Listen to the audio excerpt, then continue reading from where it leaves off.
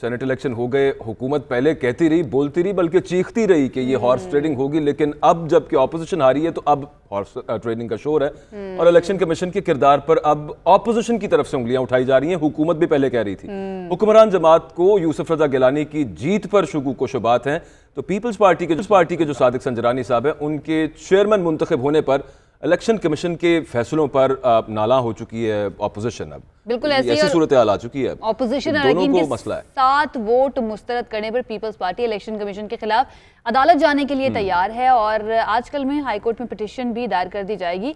अच्छा, मेरा सवाल यह है कि जो सेनेट का इलेक्शन है, चेयरमैन सेनेट का इलेक्शन जो है, उसके अंदर जो कहते हैं कि सेक्रेटेरिएट होता है वो इलेक्शन करवाता है, उसमें इलेक्शन कमीशन का हाँ, ये भी सब ये इलेक्शन कमीशन के किरदार को लेकर क्यों बात की जा रही है? 2-3 दिन से ये बातें चल रही है ना, वो क्यों उसके बाद ये होगा कि अब ये तो अदालतों में है? जाके जरा क्लियर होगा और पता चलेगा क्या है। वो इस वजह से चल रही है कि जिसको जो सूट करता है वो करता है। अब देखें, एक को सूट नहीं किया, पहले गिलानी साहब जीत गए तो वो पाकिस्तान तहरीक इंसाफ को बहुत बुरा लगा और उन्होंने कहा कि उन्होंने प्रेस रिलीज इशू कर दी। तो मैं तो वैसे वेट कर रहा हूँ इलेक्शन कमीशन ऑफ पाकिस्तान जरा ऑपोजिशन जो इस वक्त बातें करी उस पर भी कोई क्या कहती है। ऑपोजिशन के 7 सेनेटर्स ने गिलानी साहब के नाम के ऊपर मोहर लगाई, जिसे प्रिजाइडिंग अफसर मुजफ्फर हुसैन शाह साहब ने जो है खिलाफ ज़ाब्ता करार दिया और 7 वोट जो है वो मुस्तरद कर दिए हैं। अब ये मामला अदालत देखेगी क्योंकि ऑपोजिशन ने ऐलान कर दिया कि वो इस इंतखाब को चैलेंज करेंगे।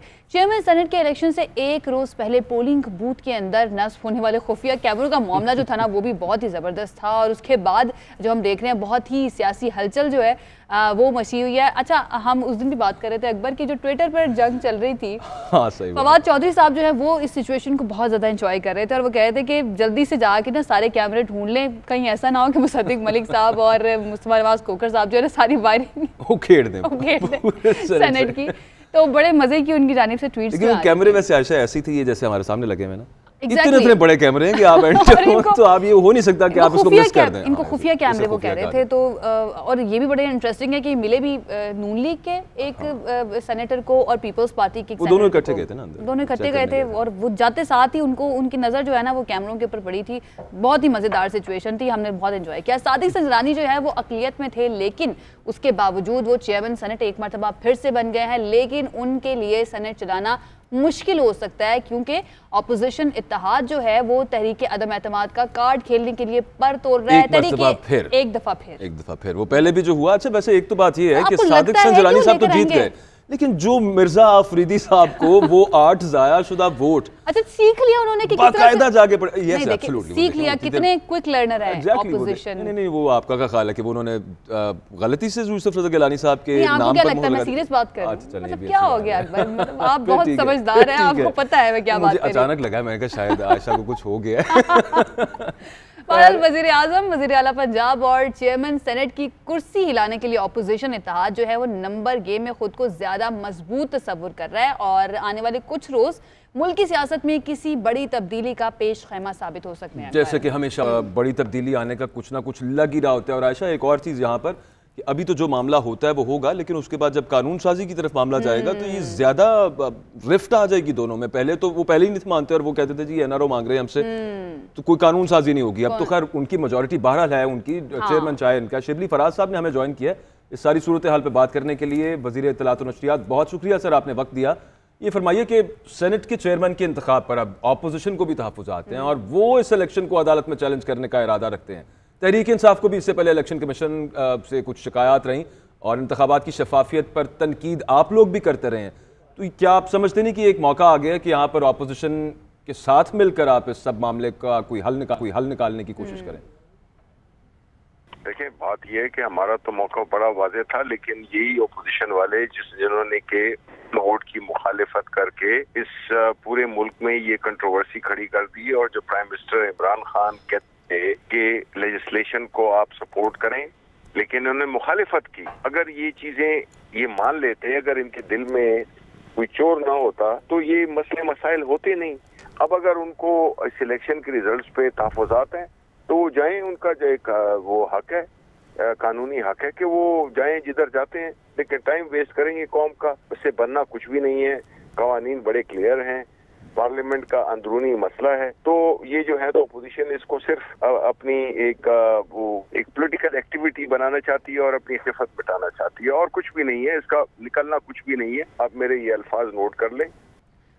अच्छा सर, सेनेट इलेक्शन तो अब हो चुका है, अब ये भी खबरें आ रही हैं कि पीडीएम की तहरीक दोबारा से शुरू होगी। अगर लॉन्ग मार्च का ऐलान किया जाता है पीडीएम की जानिब से, तो फिर हुकूमत का क्या लाहेअमल होगा और अपोजिशन को एहतजाजी तहरीक चलाने की इजाज़त दी जाएगी या फिर एहतजाज को रोका जाएगा? हमने तो सिर्फ ये देखना है कि कानूनी दायराकार में रह के अगर ये आते हैं इस्लामाबाद, हम ना कोई रुकावटें डालेंगे और ना हमने कोई इनकी सख्ती करनी है। ये इनको हम आने इसलिए भी देंगे बिकॉज ये खुद ही एक्सपोज हो जाएंगे, कोई इनके साथ है नहीं। अवाम जो है तो उन्होंने रिजेक्ट कर दिया है इनके पहले बयानिए को भी, और आपने देखा कि पहले भी जितने इनके जलसे हुए, जितने इन्होंने अपने मौका बदले, इस्तीफे देंगे, ये करेंगे, वो करेंगे, तो वो तो हुआ नहीं। तो अब इस मौके पे दोबारा, और आपस में इनका इत्तेफाक भी नहीं है। आपने देख लिया इलेक्शन के, कल के इलेक्शन में कि किस तरह से एक दूसरे को इन्होंने घोंपा। तो इनमें आपस में कुछ वो है नहीं। मुस्लिम लीग, पीपल्स पार्टी, इनमें आपस में आपको पता है एक चपकलिशी चल रही है और वो वाज़े हो गई है। तो इसलिए मौलाना साहब के साथ जो इन्होंने किया है, तो जाहिर है कि एक दूसरे के सामने ये एक्सपोज भी हो गए हैं और एक अदम एतमाद की इनके दरमियान एक कैफियत है। बिल्कुल सही। और सर वैसे लोगों की ये ख्वाहिश है और बहुत पूछ रहे हैं कि जैसे आपने पीटीआई के केपी के कुछ एमपीएस निकाले थे, तो गिलानी साहब को जिन्होंने वोट दे दिया आपकी पार्टी के जो लोग थे, ज़मीर के सौदागर कह लें उन्हें कैसे तलाश किया जाएगा या कर लिया गया और क्या उनके खिलाफ कोई एक्शन होना है?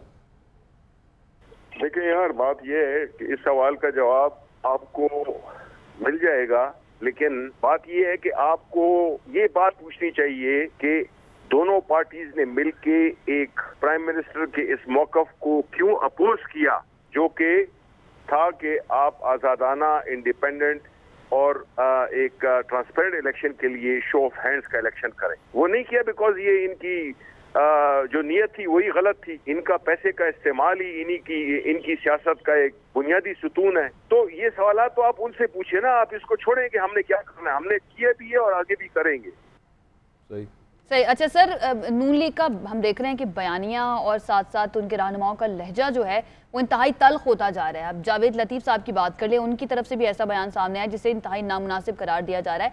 क्या नून लीग बंद गली में जा रही है? उनकी सियासत का फ्यूचर आप क्या देख रहे हैं?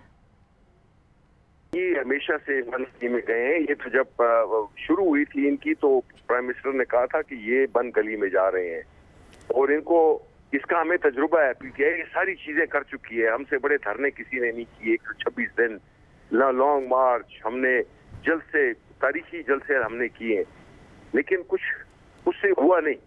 तो इनको तो आवाम ने पजीराई नहीं दी है, तो इनकी तो जो पूरी गेम है वो तो ओवर हो गई है। सही, ठीक है। बहुत शुक्रिया। शिबली फराज साहब हमारे साथ मौजूद थे और वो ये कह रहे थे कि हमारे तजर्बे से सीखें, हम भी इससे पहले बंद गलियों में जा चुके हैं।